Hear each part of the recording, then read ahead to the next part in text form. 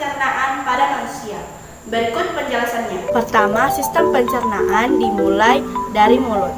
Makanan yang ada dalam mulut akan hancur dikunyah oleh gigi dan dibantu oleh kelenjar ludah dan lidah. Nah, perlu diketahui bahwa setiap makanan yang kita makan akan masuk ke dalam tubuh dan melalui perjalanan yang jauhnya hampir 10 meter. Perjalanan ini dimulai dari mulut, kemudian berjalan menuju ke kerongkongan, lambung, usus halus, dan usus besar. Kedua, ketika makanan melewati saluran panjang ini, makanan akan dicerna karena adanya beberapa gerakan seperti digiling, diremas, dan dikocok. Selain itu, makanan yang melalui saluran pencernaan juga akan diproses dengan bantuan enzim. Ketiga, setelah dari mulut, proses pencernaan akan berlanjut di lambung. Makanan akan dilumatkan di dalam lambung sekitar 3-4 jam menjadi bubur dan akan dibantu oleh asam lambung. Asam lambung juga berfungsi untuk membantu mencerna makanan dan membunuh kuman yang ikut masuk bersama makanan.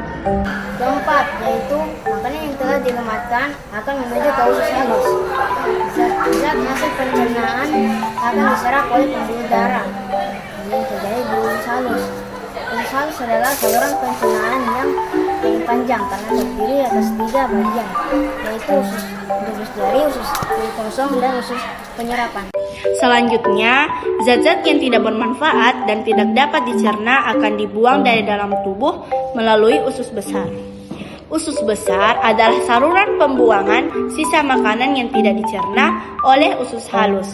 Pada usus besar tidak ada lagi proses pencernaan, hanya terjadi penyerapan air. Jadi, usus besar hanya sebagai jalan keluar serta tempat menampung sementara kotoran atau tinja sebelum dikeluarkan melalui anus.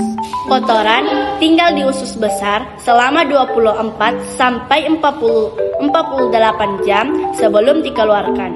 Nah, terakhir adalah pembuangan sisa makanan yang tidak diserap dan akan dibuang melalui anus.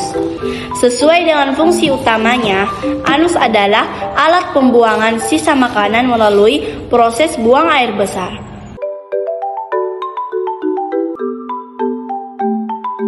Itulah tadi penjelasan dari kami tentang proses pencernaan pada manusia, dan kami akhiri. Assalamualaikum warahmatullahi wabarakatuh.